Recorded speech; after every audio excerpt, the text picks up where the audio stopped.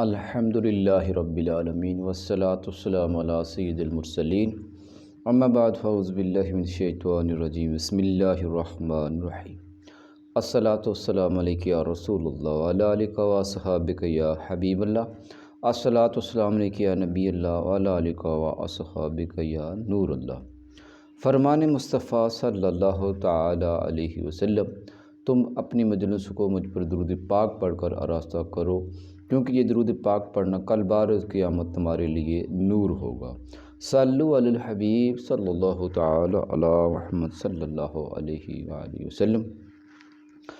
اللہ ذل کی محبوب دانۂ غیوب منزہ عن العیوب عز و جل و صلی اللہ تعالی علیہ وسلم فرماتے ہیں کہ دعا بندے کی 3 باتوں سے خالی نہیں ہوتی۔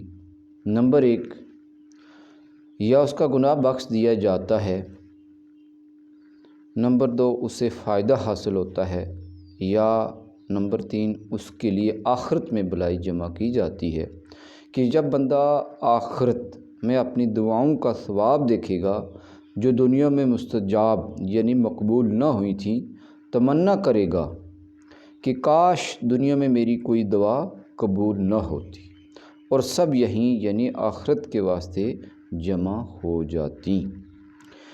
میٹھے میٹھے اسلام بھائیوں، دیکھا آپ نے کہ دعا رائے گاں تو جاتی ہی نہیں، اس کا دنیا میں اگر اثر ظاہر نہ بھی ہو تو آخرت میں اجر و ثواب مل ہی جائے گا، لہذا دعا میں سستی کرنا مناسب نہیں۔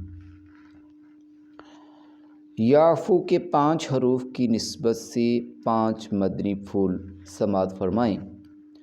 نمبر 1، پہلا فائدہ یہ ہے کہ اللہ عز و جل کے حکم کی پیروی ہوتی ہے کہ اس کا حکم ہے کہ مجھ سے دعا مانگا کرو، جیسا کہ قرآن پاک میں ارشاد ہے، ادعونی استجاب لکم۔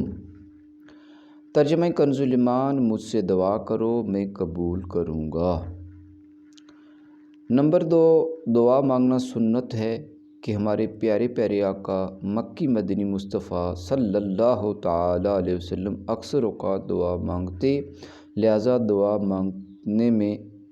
مانگنے میں اتباع سنت کا بھی شرف حاصل ہوگا۔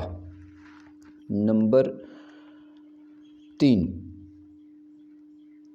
دعا مانگنے میں اطاعت رسول صلی اللہ علیہ وسلم بھی ہے، اور آپ صلی اللہ علیہ وسلم دعا کی اپنے غلاموں کو تاکید فرماتے رہتے۔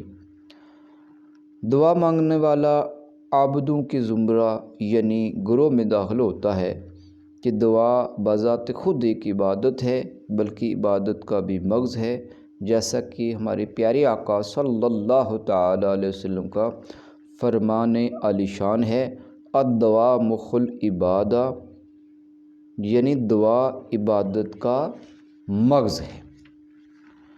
دعا مانگنے سے یا تو اس کا گناہ معاف کیا جاتا ہے، یا دنیا ہی میں اس کے مسائل حل ہوتے ہیں، یا پھر دعا اس کے لیے آخرت کا ذخیرہ بن جاتی ہے۔ صلو علی الحبیب صلی اللہ تعالی علی محمد صلی اللہ علیہ وآلہ وسلم۔